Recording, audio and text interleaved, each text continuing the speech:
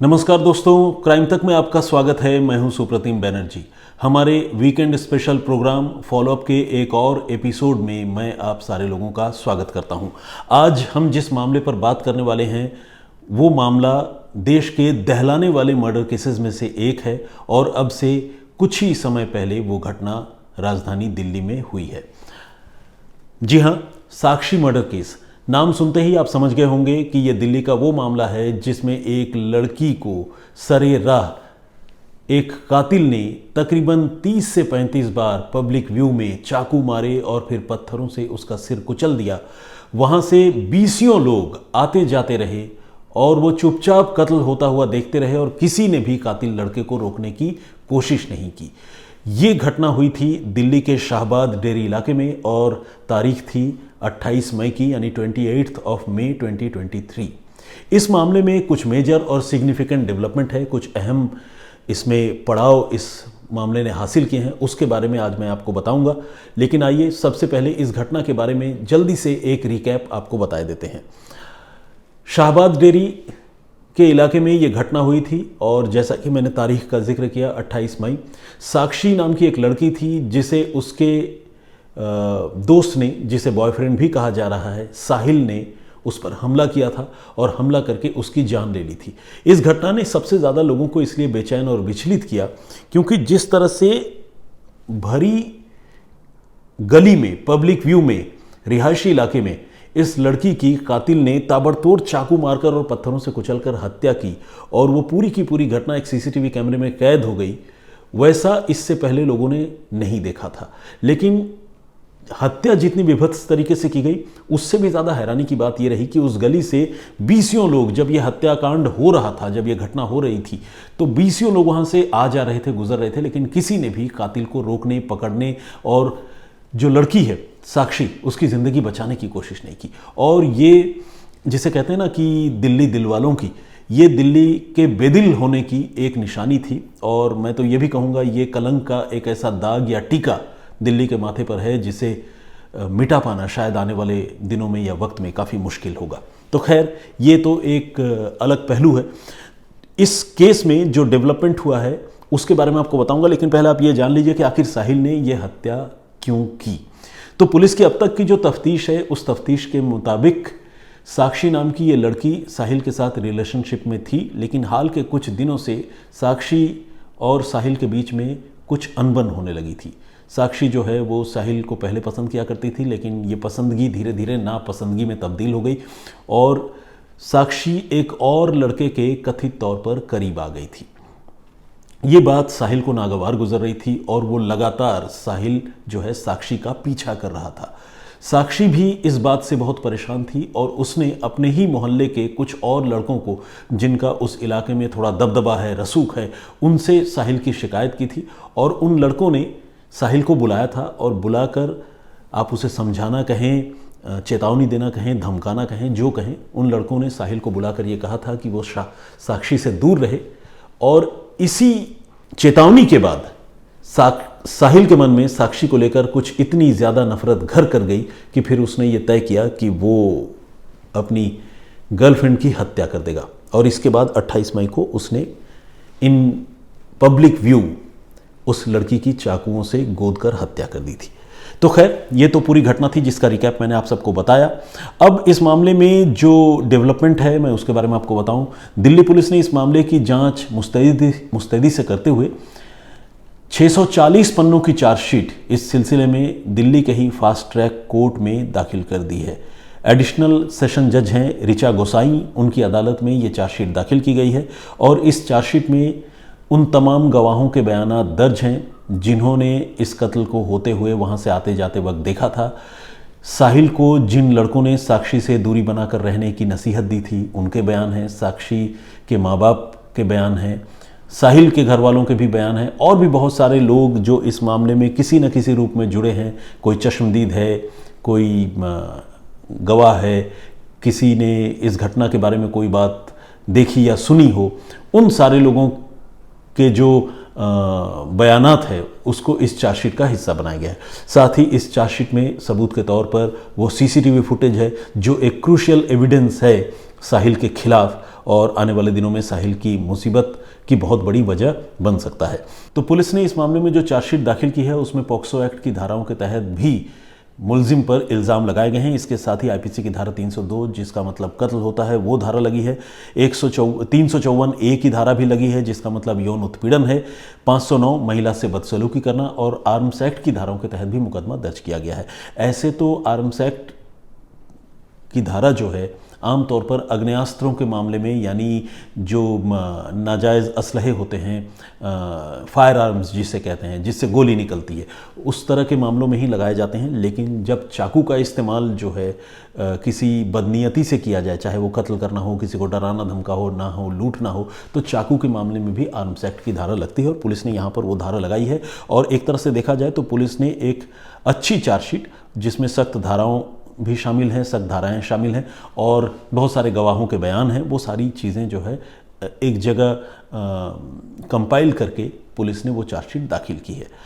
इसके साथ ही पुलिस ने यह भी बताया है कि साक्षी के घर वालों को इस दुर्भाग्यजनक घटना के बाद 14 लाख रुपए का मुआवजा भी दिया जा चुका है। तो ये तो रही चार्जशीट की बात जो अदालत में दाखिल हो चुकी है और अब इस मामले में चार्ज फ्रेम की प्रक्रिया होनी है और चार्ज फ्रेम के बाद जो है फ़ौरन इस मामले में तमाम गवाहों के बयानात होंगे और जो भी बचाव पक्ष के वकील होंगे वो इस मामले में गवाहों का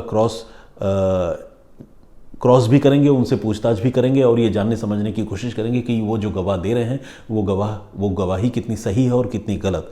आपको एक बात और जाननी चाहिए, वो ये कि ये जो साहिल नाम का मुलजिम है, इसका कृत्य, इसकी हरकत इतनी गिरी हुई और घिनौनी थी कि किसी भी एडवोकेट ने इसके हक में मुकदमा लड़ने के लिए अपनी रजामंदी नहीं दी, यानी साहिल को कोई एडवोकेट मिल नहीं पाया।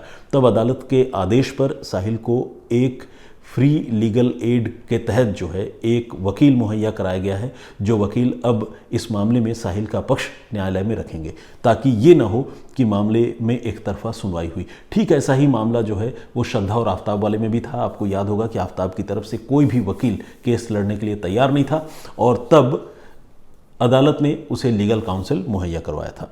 तो ये तो जो लीगल फ्रंट पर जो डेवलपमेंट है उसके बारे में मैंने आपको जानकारी दी, ये एक फॉलोअप का हिस्सा है। लेकिन जो एक और चौंकाने वाली और अहम बात है वो ये है कि साक्षी की मौत के बाद, अब उसके पोस्टमार्टम के बाद, अब एफएसएल की रिपोर्ट सामने आई है और उसमें एक चौंकाने वाला खुलासा हुआ है। खुलासा ये हुआ है कि कत्ल से पहले साक्षी के साथ ज्यादती की गई थी।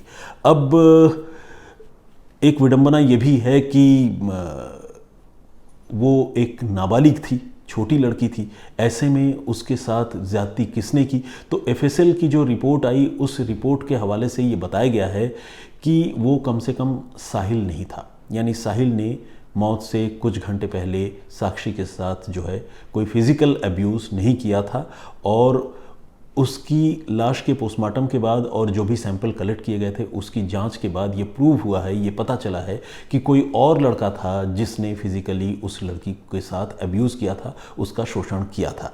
चूँकि वो लड़की एक नाबालिग थी तो जाहिर है अगर उसका कंसेंट भी रहा हो तो भी उस मामले को रेप के तौर पर ही कंसीडर किया जाएगा, उस मामले को रजामंदी वाली बात जो है नहीं कही जाएगी। लेकिन यहाँ इस मामले में जो ट्विस्ट है वो ये है कि साहिल जो है वो उस फिज़िकल अब्यूज़ का दोषी नहीं है, क्योंकि उसके डीएनए सैंपल्स जो है और उसके फिज़िकल प्रेजेंस की बात उसके साथ ये पता नहीं चली है, बल्कि जो नमूने पुलिस ने इकट्ठा किए हैं वो किसी और लड़के के हैं।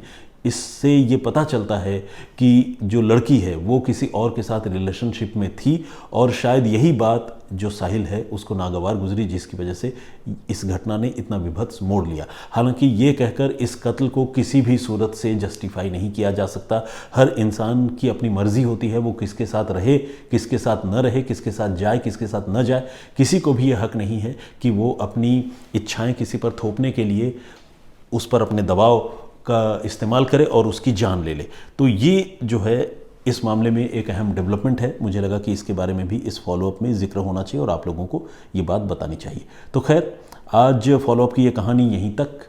लेकिन इससे पहले कि मैं अपने इस प्रोग्राम को अंत करूं, इसको विराम दूं, आइए कुछ कमेंट्स जो आप लोगों ने हमारे फॉलोअप के लास्ट एपिसोड में किए थे वो कमेंट्स मैं आप लोगों के सामने पढ़ता हूँ, साझा करता हूँ और कुछ दर्शकों के भी नाम पढ़ता हूँ। आपको याद होगा अपने फॉलोअप के लास्ट एपिसोड में हमने कन्हैया लाल टेलर के मर्डर केस के बारे में आप लोगों को बताया था, और वो इसलिए भी बताया था क्योंकि उस घटना को 1 साल का वक्त पूरा हो गया था। उस मामले में पुलिस की जांच कहाँ तक पहुंची, गुनहगार अभी कहाँ पर हैं, किन हालात में हैं, उनको सज़ा कब होगी, इसका हमने जिक्र किया था। अगर आप उसकी स्टोरी डिटेल में जानना चाहते हैं तो क्राइम तक के वीडियो सेक्शन में जाकर फॉलोअप का वो एपिसोड सर्च कर सकते हैं और फिर आप वो कहानी सुन सकते हैं, वो स्टोरी से रिलेटेड अपडेट आप जान सकते हैं। आइए कुछ कमेंट्स लोगों के लेते हैं। विश्वजीत जी हैं, ये महाराष्ट्र से कमेंट करते हैं, बहुत बहुत स्वागत है आपका। मामोनी बोरगोहा जी हमारी रेगुलर लिसनर हैं, आपका भी बहुत स्वागत है। सोनम समथिंग आगे का जो सरनेम है वो मैं नहीं पढ़ पा रहा हूँ क्योंकि नाम और सरनेम एक साथ मिला हुआ है, तो आपका भी कमेंट आया है, बहुत बहुत धन्यवाद आपका। शम्स इब्राहिम साहब भी कमेंट करते हैं और thank you very much. Ramu Ram ji का कमेंट है, प्रदीप भांबू जी, दिव्यांशी की विद्या, तो इन्होंने तारीफ़ की है आवाज़ की, बहुत धन्यवाद आपका। और सोनू सिधम जी ने भी अपनी बात रखी है, ये इटली से हमारा प्रोग्राम देख रहे थे, इन्होंने कमेंट किया है।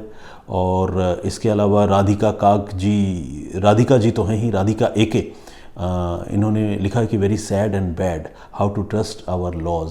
इन्होंने जो कन्हैया लाल टेलर के कत्ल का मामला है, उस मामले में जो जांच प्रगति हुई है और अदालत में वो मामला जिस मुकाम पर खड़ा है, उसको लेकर जो है इन्होंने अपने दुख और झुंझलाहट का इजहार किया है। शुभम भारद्वाज जी का भी कमेंट है, बहुत स्वागत आपका।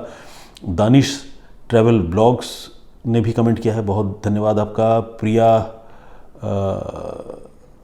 प्रिया चपगैन के नाम से आईडी है, मैं हो सकता है कि सरनेम जो है ठीक से नहीं पढ़ पा रहा हूँ, लेकिन ये नेपाल से हैं, इन्होंने राम राम सर जी लिखा है। उमेश भूंया जी झारखंड से हैं और उन्होंने भारत की कानून व्यवस्था पर चिंता जाहिर की है। एडवेंचर आनंदा रेगुलर कमेंट करते हैं, बहुत स्वागत है आपका। राजू हो गए, राजू जी ने भी अपनी बात रखी है।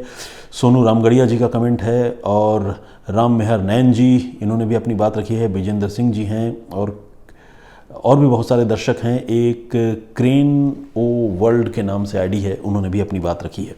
इसी तरह से और भी बहुत सारे दर्शकों ने अपना कमेंट किया है, कुछ लोगों ने कॉम्प्लीमेंट दिया है, कुछ लोगों ने स्टोरी पर अपनी बात रखी है। और जैसा कि मैं हर बार कहता हूँ, सारे कमेंट्स एक बार में तो नहीं पढ़ सकता, बीच बीच में ऐसे ही पढ़ता रहता हूँ रैंडम कमेंट्स, तो आप कमेंट्स करते रहिए और इसी तरह से मुझसे जुड़े भी रहिए। और मैं आपको एक बात बताना चाहता हूँ कि ये जो कमेंट्स हैं ये सारे मैं पर्सनली ज़रूर पढ़ता हूँ, तो आपका जो भी मैसेज है वो मुझ तक पहुँचता तो ज़रूर है, लेकिन हाँ, सारे लोगों के नाम यहाँ ऑन एयर नहीं पढ़ पाता हूँ। तो खैर, आज के लिए इतना ही। अगले हफ्ते फॉलोअप के एक और एपिसोड में किसी और कहानी के अपडेट के साथ हम आपके सामने हाजिर होंगे। तब तक के लिए अपना बहुत ख्याल रखिए, सुरक्षित रहिए। जय हिंद, जय भारत।